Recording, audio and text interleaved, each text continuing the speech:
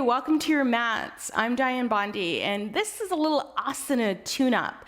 And my Asana tune-up of today is going to be Trikonasana, or triangle pose.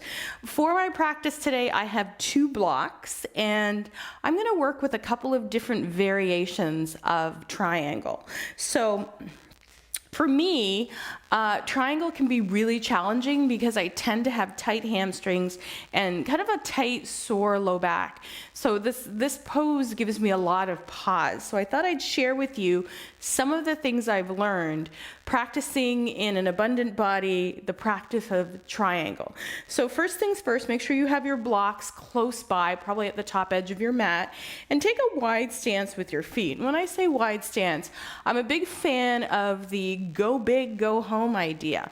So I like to take my hands and out as wide as my feet, with the option that my wrists pretty much line up with my ankles. So a much bigger stance in my pose, because sometimes if you're working in a larger body, you're carrying weight maybe in the front or maybe in your thighs, and you need to make space.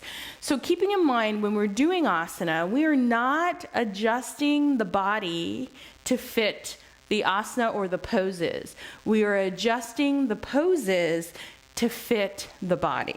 So I'm going to go ahead and make sure that my outer edges of my feet are parallel to the shorter edges of my mat.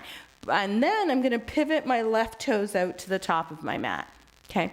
So for me, this works. If you have knee issues or anything that may hurt the knee, you can also turn the heel out a little bit so that the foot is situated on an angle. So if you have pulling behind the knee, if your knee feels torqued in any kind of way, it's really okay just to turn that back heel out and then observe the sensation in your body. Okay, if you feel a pulling in the hip, if you feel a collapsing in the side of the rib, then play with moving the heel back. So I'm going to invite you to try the pose in both ways and see how that goes.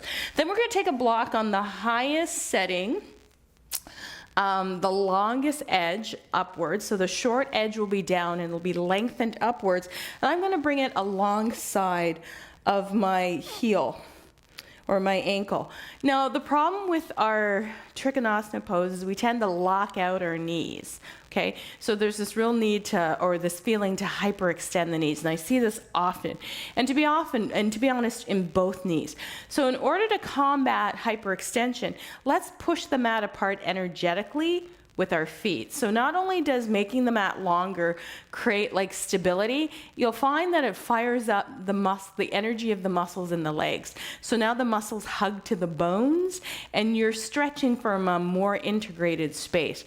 So pushing down also into the mound of my big toe will also keep me from locking out that front knee, which is like the tendency to want to do in this pose. So now I have just a micro bend in the knee. I'm pushing down through that first, if this were my foot, that first big toe knuckle. I'm pushing down toward the pinky toe knuckle, and then the outer edges of the heel. Now I'm going to firm my belly, and I'm going to think about slowly starting to shift my right hip back. So it's a movement in the hips. So I'm going to shift my right hip back a little bit.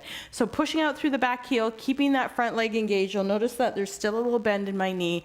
Then I'm going to reach for my block. Okay. So once I reach for my block, I try not to collapse.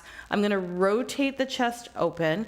I'm pushing firmly out through the back foot, and I'm just keeping my hand either fingertips on the block if you need a little more height. And then I'm putting my hand on my waist and rotating my chest open. Those of us with sore shoulders can stay here. You can also bring your hand down behind your back and curl your shoulder back. If you want a little bit more extension, you may reach your fingertips to the sky or sweep your arm up and over your ear. So just kind of play with hand positioning here, really working on extending out through the back leg. And the more that I stay here and the longer that I stay here, the more my body begins to open and I can play. You can also just bend the knee a little bit, track the knee to the outer edge of the foot, so pushing the knee out, and then straighten it out again, and just kind of play. And then watch the back leg. Maybe you need to I can turn the back heel out now, and experiment. What happens when you turn the back heel out? Like, what changes in the pose for you? And then play with arm.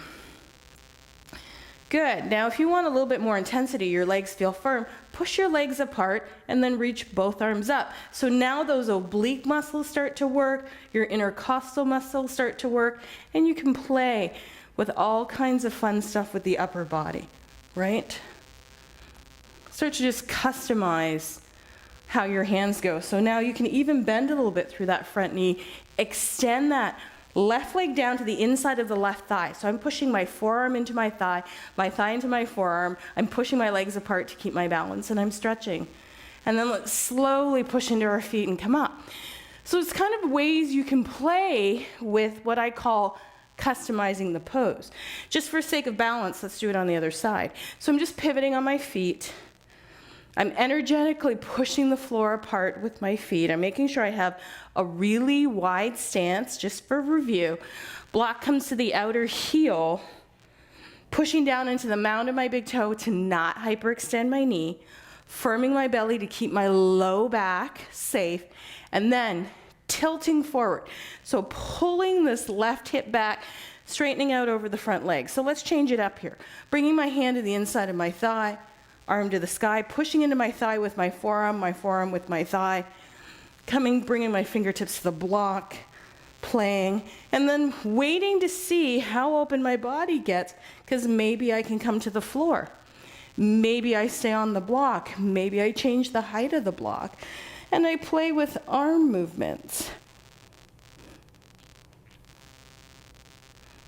So experiment a little bit with your triangle.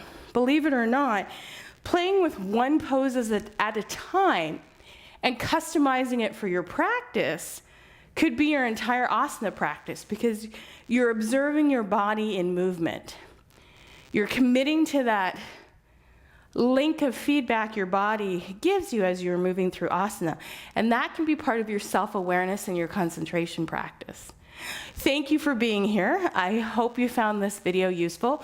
Please feel free to ask questions or comment below. If you like what you see here, please subscribe to my channel and share. Sharing the light of yoga helps change the world. Namaste.